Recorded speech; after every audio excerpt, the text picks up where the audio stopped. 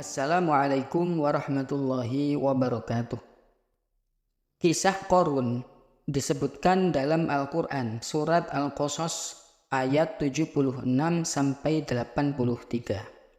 Dalam kisah ini Allah memberikan pelajaran tentang seseorang yang suka membanggakan diri selama hidup di dunia, dan pada akhir hayatnya dia terkubur bersama harta bendanya. Di suatu daerah di dekat Mesir, ada seorang laki-laki yang sangat miskin bernama Qorun. Dia adalah sepupu Nabi Musa alaihissalam, anak dari paman Nabi Musa yang bernama Yasar, adik kandung dari Imron, yaitu ayahnya Nabi Musa. Qorun seringkali disebut dengan julukan Munawwir karena keindahan suaranya dalam membaca kitab Taurat.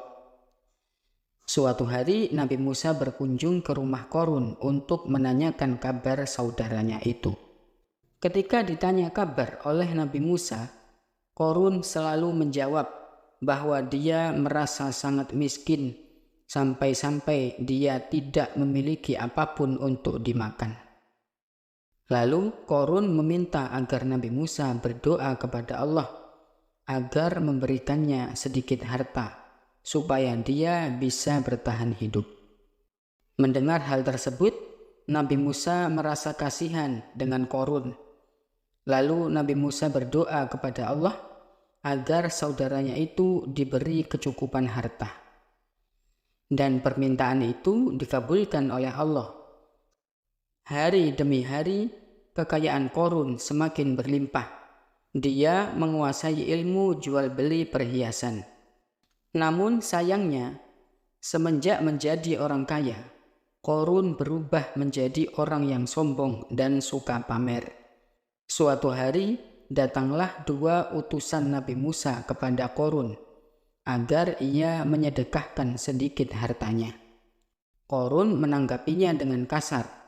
Dia berkata, "Enak saja, semua harta ini aku kumpulkan dengan susah payah, dan kalian datang untuk memintanya dengan mudah."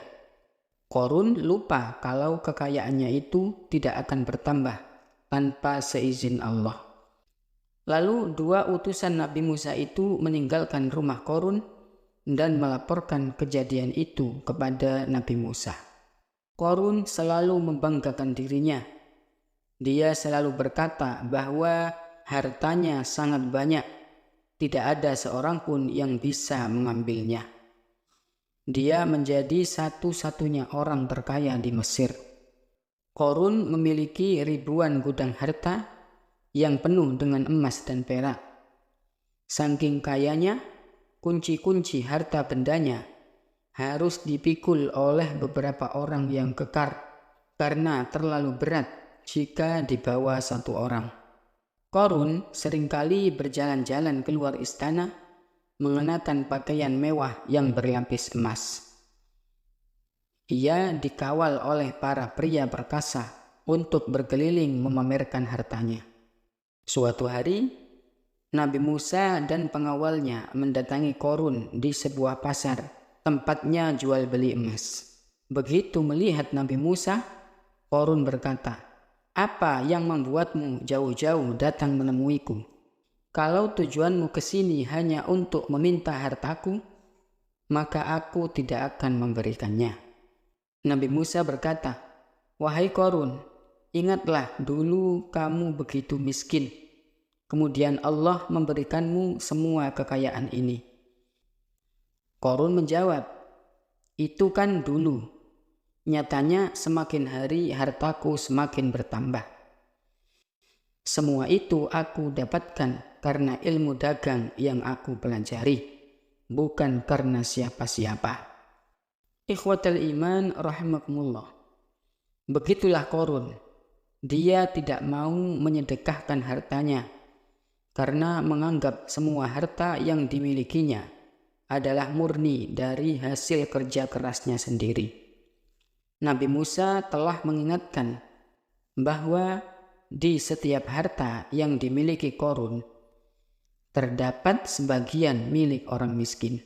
dan Allah bisa mengambil hartanya dengan sangat mudah, seperti halnya saat Allah memberikannya. Sepeninggal Nabi Musa, kesombongan Qarun semakin menjadi-jadi. Bahkan ia merampas harta orang lain untuk menambah kekayaannya. Sampai suatu ketika datang azab dari Allah. Tiba-tiba langit menjadi gelap, bumi bergemuruh, dan barang-barang di rumah Qarun bergetar.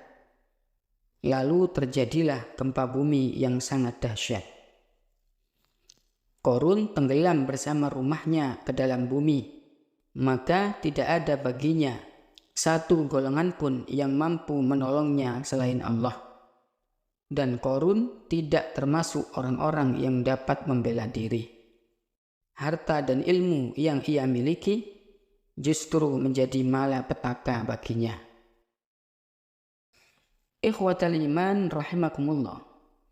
Tempat Qarun ditenggelamkan bersama harta dan pengikutnya kini telah menjadi danau yang dikenal sebagai Danau Qarun atau Bahirah Qarun.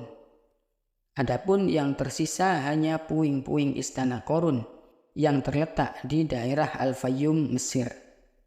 Kisah Qarun ini diabadikan dalam Al-Quran sebagai bentuk peringatan bagi manusia. Bahkan dalam sebuah hadis, nama Qarun dijajarkan bersamaan dengan nama-nama lain yang berperilaku tercela. Abdullah bin Amr berkata bahwa suatu hari Nabi Muhammad SAW menjelaskan tentang pentingnya sholat. Beliau bersabda, barang siapa yang menjaga sholat, maka ia akan menjadi cahaya, hujjah dan keselamatan baginya dari neraka pada hari kiamat. Dan barang siapa yang tidak menjaga sholat, maka ia tidak akan menjadi cahaya, tidak pula keselamatan dan hujjah baginya. Pada hari kiamat, ia akan dikumpulkan bersama Qarun, Fir'aun, Haman, dan Ubay bin Khalaf. Ikhwatal iman rahimakumullah. Dunia dan seisinya adalah milik Allah dan dapat dengan mudah diambil kembali oleh Allah. Perbuatan baik selama di dunia seperti bersedekah bisa menjadi penolong kelak di akhirat. Wallahu a'lam bishawab.